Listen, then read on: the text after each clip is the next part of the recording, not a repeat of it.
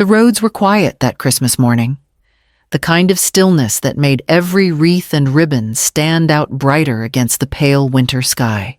I balanced the gift bag on the passenger seat, 2 hand-knit scarves for my grandchildren, wrapped in tissue paper and topped with candy canes while the heater hummed. Sienna's street looked like something from a holiday magazine, white lights tracing perfect eaves, a red bow on every mailbox. When I pulled into their driveway, I caught a glimpse of movement through the front window, people gathered near the tree, the faint glint of champagne flutes in their hands.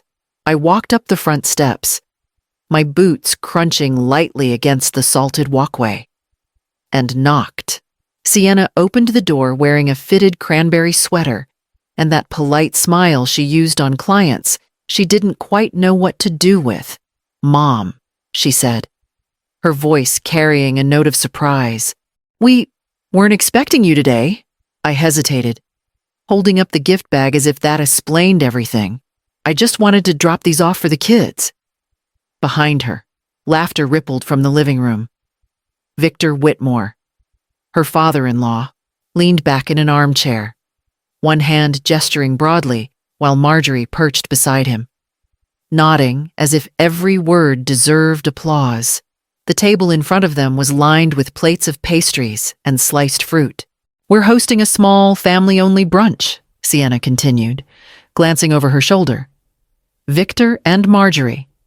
You know how important their traditions are." I swallowed whatever reply wanted to surface. Instead, I adjusted my scarf, handed her the bag, and said, "Of course." I wouldn't want to interrupt. She took the gift, murmured a thank you, and stepped back. I caught one last fragment of Victor's booming laugh before the door closed. Walking down the steps, the cold air hit sharper than before. I slid into the driver's seat, started the car, and eased out of the driveway, leaving their picture-perfect holiday behind. The quiet of the road stretched ahead, and with each passing block, my thoughts grew louder. The wipers brushed away a thin mist from the windshield as I turned onto the main road. The silence inside the car pressing in. Christmas music played faintly on the radio, cheerful voices that felt far away. My hands rested on the steering wheel, but my mind wandered back to other Christmas mornings. I remembered the year after Sienna married Lucas, when their townhouse was too small for a proper gathering. I'd hosted everyone in my own living room, setting the table with the china I'd inherited from my mother, baking pies until the oven's heat fogged the windows. Sienna had been pregnant then, glowing, resting her hand over her stomach while I bustled around making sure she didn't have to lift a finger. The following years blurred together in a pattern, me covering the grocery bill for holiday dinners, quietly slipping cash to Lucas when he forgot to pick up the wine, buying extra gifts so the kids would have more to open. Then came the bigger commitments, the down payment for their house, the monthly mortgage transfers, the kitchen renovation when Sienna decided granite countertops were non-negotiable.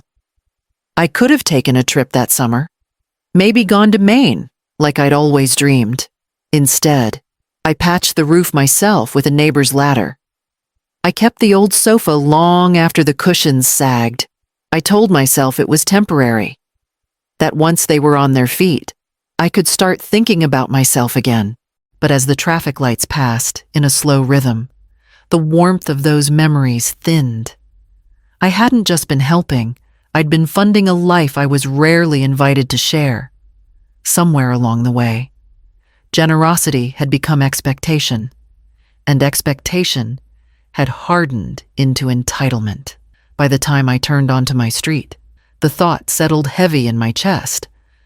I was not just outside their Christmas this year. I'd been outside for a long time. I pulled into my driveway, shut off the engine, and sat for a moment, staring at the faded paint on my front door. The numbers, I realized, might tell a story I hadn't wanted to read. The house still smelled faintly of pine from the candle I'd lit, Before leaving that morning, I hung my coat, slipped off my boots, and went straight to the small desk in the corner of the living room. The top drawer stuck as it always did, catching on the edge of an old manila folder labeled House, Sienna and Lucas. I'd started it years ago. The month they closed on their home, I could still picture the day standing beside Sienna in the title office, watching her sign papers with a bright smile. The down payment had come from the life insurance after Daniel passed money I'd thought I might one day use for travel or a new kitchen. Instead, I slid the cashier's check across the table, telling myself it was the right thing to do. At the time, Lucas had promised they'd handle the monthly mortgage right away. 2 weeks later, Sienna called, her voice soft but insistent. "Just until we get settled. Mom, things are tight right now," I agreed, setting up a $400 transfer on the 15th of every month. Then came the kitchen renovation. Lucas claimed buyers would expect granite and stainless steel down the line. $8,000 on my credit card for counters. Another $3,000 for appliances. The living room set Sienna couldn't pass up on clearance. The patio furniture because the kids need space to play outside. Flipping through the statements, I saw the years stacking up in neat rows of numbers. 2,400, over and over. Page after page. My pen scratched across a notepad as I added $28,800 for the first year. Then again, the total climbing past $140,000 before I even factored in the extras. I sat back, the pen still in my hand. That was more than I'd put into my own retirement account. More than the cost of every car I'd ever owned, combined. And for what? To be told I wasn't expected on Christmas morning. The folder lay open in front of me, the weight of it heavier than paper should be. My gaze drifted to the phone on the desk, its screen dark, silent for now. But I had a feeling it wouldn't stay that way for long. The phone rang just after dinner. Sienna's name glowing on the screen. I let it ring twice before answering. "Mom," she began, her voice lined with that syrupy politeness she used when she knew she'd crossed a line. "I'm sorry about this morning. It's just, you know how Victor and Marjorie are with their holiday traditions. They've always had a certain way of doing things." I leaned back in my chair, the folder from earlier still open on the desk beside me. "I understand traditions," I said carefully. "They prefer a certain atmosphere," she went on, as if I hadn't spoken. "You know how Victor is. He likes everything just so." There was a pause, but I didn't fill it. "I mean?" She added with a light laugh that didn't reach her voice. "They're used to a quieter holiday, more refined. No, big, noisy meals or, casual drop-ins." The words landed exactly where she meant them to. I could hear the unspoken part. My food, my conversation. My very presence didn't fit the picture they wanted to present. "I see," I said, keeping my tone steady, though a cold pressure had begun to build in my chest. "It's nothing personal," she said quickly. "I just didn't want you to feel uncomfortable. You know how important it is to keep things aligned." Aligned? Another way of saying without you? I could have asked if she'd felt uncomfortable all those years I hosted, cooked, paid for the wine and the groceries, covered the cost of her children's gifts. Instead, I told her, "I appreciate you calling." There was relief in her sigh, as if we'd resolved something. But when I ended the call and set the phone down, the air in the room felt different, sharper somehow. Something inside me, quiet for years, had shifted. I closed the folder and turned back to the desk, the weight of my pen familiar in my hand. The next morning, I sat at the kitchen table with the bank's number already dialed, the folder of statements open beside me. My coffee had gone cold before someone picked up. "First National Bank. This is Karen. How can I help you today?" I explained the situation as simply as I could, that I wanted to stop a recurring transfer of $400 each month to an account belonging to my daughter. My voice didn't waver once. "All right.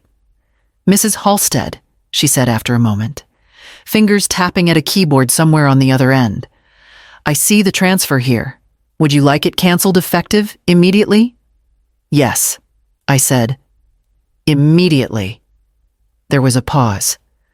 The faint hum of the line filling the space between us. "Done." She confirmed. "You won't see that debit next month." I thanked her and ended the call. Staring for a moment at the silent phone in my hand, it was such a small act, pressing a few buttons and speaking a few sentences, yet it felt as though I'd just set down a load I'd been carrying for far too long. The folder lay open, rows of numbers looking suddenly powerless. I slid it closed and pushed it to the far end of the table. For the first time in years, the money coming in next month would stay here. I poured a fresh cup of coffee and stood by the sink, looking out the window at the patchy fence in the backyard, the cracked tile near the stove, the faded paint on the walls, all the things I'd told myself I'd get to someday if the budget allowed. The steam rose from my cup, curling in the sunlight. I took a long sip. The taste warmer, sharper than I remembered. Somewhere deep inside, a quiet space opened up space for something that had been missing for a long time. The next ring of my phone would have to wait. It was 3 days after the call to the bank when Sienna's name lit up my phone again. Her voice was brisk this time. All business. "Mom, could you do me a favor? Victor and Marjorie's flight gets in this afternoon. Lucas and I are both tied up, and you're closest to the airport. Could you pick them up?" I didn't hesitate. "Of course," I said, my tone as even as if nothing had changed. She gave me the airline, the flight number, and the arrival time. I jotted them on the corner of a grocery list, thanked her, and hung up at 1 o'clock. Instead of heading for the car, I settled into my reading chair with a fresh pot of tea and the novel I'd been meaning to finish. Outside, the winter sun drifted slowly across the yard. Inside, the house was warm. The only sounds the turning of pages and the occasional creak of the floor. By 2:30, my phone began to ring. First Sienna, then an unfamiliar number, then Sienna again. The calls kept coming, sometimes within minutes of each other. I silenced the ringer, letting it buzz against the table until it finally stopped. The next morning, the missed call log showed 32. By the afternoon, the count had climbed past 50. A few messages came through before I turned off voicemail entirely. Voices tight with irritation, some polite, others not bothering to hide the edge. On the third day, I scrolled through the call history, the tally reaching 65. The sheer persistence almost made me laugh. For years, I had been the one they knew would show up, no matter how last minute, no matter how inconvenient. Now, they were learning what it felt like when I didn't. I closed the phone, set it on the table, and turned another page in my book. The newspaper arrived on my doorstep 2 mornings later, folded neatly as always. I carried it to the kitchen with my coffee, flipping past the headlines until my own name stopped me cold. There it was. Halfway down the front page of the local section, local woman leaves elderly visitors. Stranded at airport during holiday cold snap. My eyes traced the first paragraph, each word tightening the knot in my stomach. The article painted a picture of Victor and Marjorie waiting in dangerously low temperatures, shivering at the curb for hours after I failed to arrive as promised.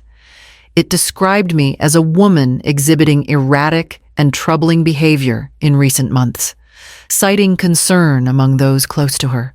Not a single line mentioned the years of mortgage payments, the home repairs, the thousands spent to keep their household afloat, not a whisper about Christmas morning on the porch. I read it again, slowly this time, searching for any trace of fairness, then a third time. To be certain, it was clear this wasn't careless reporting. It was crafted. Victor's fingerprints were all over it, smooth, respectable, and designed to bruise without leaving a mark. In Charleston, reputation traveled fast. A well-placed story could undo decades of goodwill, and Victor knew exactly where to place it. This was no longer about hurt feelings or awkward holidays. It had become something else entirely, a contest he intended to win. I folded the paper carefully, set it aside, and sat with my coffee until it was cold. The words replayed in my head, not as an injury, but as a challenge. If Victor wanted to play in the court of public opinion, he had chosen the wrong opponent to underestimate. The phone was already in my hand before I'd decided exactly what to do next. It was a Facebook post that tipped me off a photo of Sienna arranging gold chargers on a long dining table. Captioned, "Can't wait to ring in the new year with our favorite people. 12 place settings. Crystal stemware.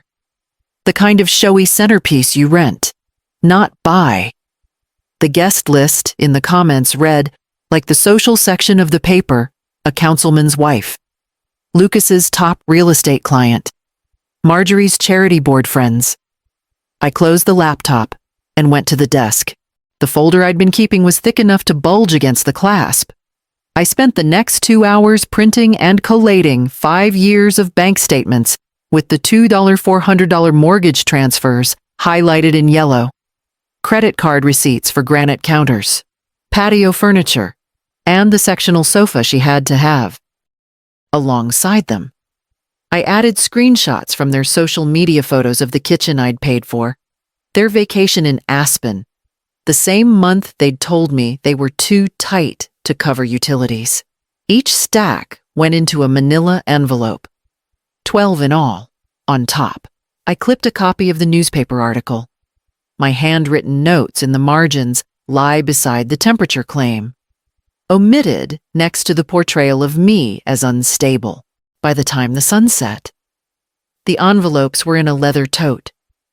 My navy suit pressed and ready at 7:30. I parked across the street from their house, now glowing with candlelight and the flash of champagne flutes. The door was unlocked. Sienna had always bragged about how safe their neighborhood was. I stepped inside quietly, the hum of conversation spilling from the dining room. Laughter rippled just as I rounded the corner. 12 heads turned toward me. Sienna froze, a flute halfway to her lips. Lucas's smile fell clean off his face. "Good evening," I said, setting my tote on the buffet. "I hope I'm not interrupting. I thought your guests might appreciate some background on tonight's celebration." One by one, I placed an envelope in front of each setting. Paper rustled, and the room's warmth shifted to something brittle. Eyes scanned the pages. Smiles disappeared. Victor's fork clinked against his plate. Marjorie's hands tightened around her glass. And for the first time in years, I felt the weight lift from my chest. In the days after New Year's, the phone stayed quiet, not silent. There were a few angry voicemails from Sienna. I deleted without listening, but the constant hum of demands was gone. By the second week, whispers from their side of town started finding their way to me. A friend from church mentioned she'd seen Lucas's name come off a property listing he'd been bragging about for months. "Client decided to work with someone else," she said, lowering her voice like it was classified information. I didn't ask for details. I didn't need them. 2 days later, a neighbor who still golfed at Victor's club told me his foursome had been rearranged twice in 1 month, and Victor's usual invites to charity tournaments had dried up. Apparently, the charity board Marjorie chaired was suddenly reviewing its leadership, while their calendar thinned. Mine filled in new ways. I finally bought paint for the kitchen, a warm cream that caught the light in the mornings. Every brushstroke felt like reclaiming something's space, time, dignity. The sagging cabinet doors I'd ignored for years came down and went to the curb. I ordered new ones without checking my account twice. The garden in the backyard, left to fend for itself while I poured money into theirs, got its first real attention in years. I pruned the roses, cleared the weeds, turned the soil for spring planting. It was quiet work. And in that quiet, I realized how much of my life had been spent rushing to answer calls that began with, "I need." Weeks turned into a month. I bought myself a new reading chair and a lamp to go with it. No one called to ask me to drive across town at a moment's notice, or to lend money for a bill that would never be repaid. My mornings were mine, my afternoons mine, my evenings mine, sometimes standing in the stillness of my own home. I caught myself listening for the phone anyway, half expecting the next crisis to pull me back in. But the air stayed calm, unbroken, as if even the walls had learned to rest. It was in that calm that the knock came at my door. It was early spring when I opened the door and found Sienna standing there. She looked smaller somehow, her hair pulled back hastily, eyes rimmed red. "Mom," she began, her voice low. "We're in trouble. The bank's starting foreclosure. Without your payments. We can't keep up." I stepped aside and let her in. She perched on the edge of the couch, hands clasped, as if bracing herself. "I'm sorry for everything. For Christmas. For what I said. For letting them treat you like that. I was wrong." Her voice cracked. "I'm ashamed." I sat across from her, letting the silence stretch. "I forgive you," I said finally, "but I'm not going back to funding your life." She blinked, as if she'd half expected the apology to unlock my bank account again. "I can't build a relationship with you if it's built on obligation," I continued. "If we're going to have one, it will be because we respect each other, not because I pay for it." Her shoulders sagged, the reality settling in. "So that's it. That's it," I said gently. "The door's open for you, but not my wallet." She nodded, eyes down, then stood. I walked her to the door. At the threshold, she hesitated. "Maybe next Christmas."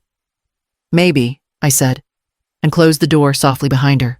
Later, I sat on the porch with a cup of tea, watching the sunlight shift across the yard. My mind drifted to the people who had made space for me in their lives without expectation or conditions. This year, I knew exactly where I'd be and with whom when Christmas came again.